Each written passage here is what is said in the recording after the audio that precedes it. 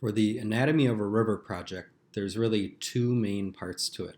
The first thing that you're going to do is you are going to find out what each of these terms really mean, the different parts and pieces of a river system. So you'll start by defining right on this document what a source is, what a reservoir is, what a tributary is all about, all the way down to the word delta. After you have defined each one of those words, so you have an idea kind of what they are and a little bit about how they work, the second part is going to be where you illustrate. You're going to draw a river. It could be a recreation of a real river, or it could be something that you just make up for this particular project.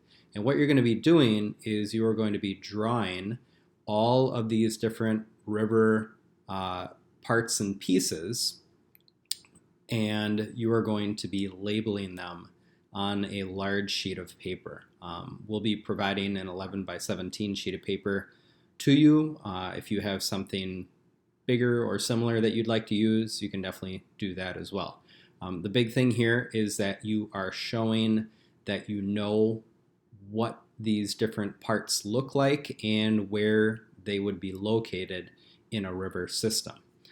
So the first one I'll kind of help you out a little bit with that you're going to start with defining is source. And a source of a river is basically where the river begins, its start.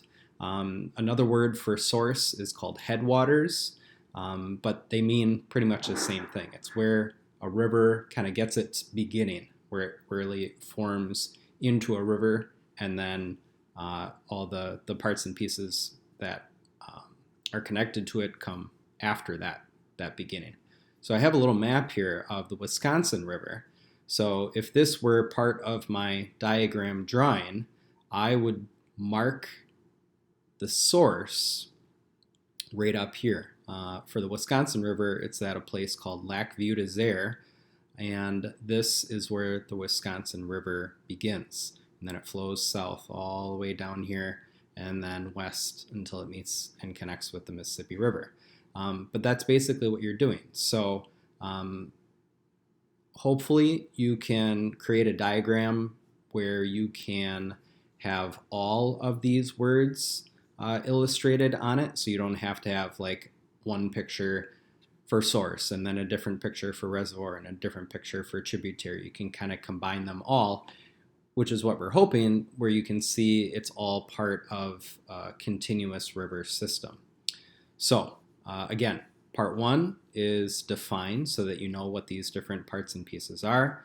And then part two is going to be to illustrate and show where and what these different parts of a river system really look like and how they work together to create that complete river.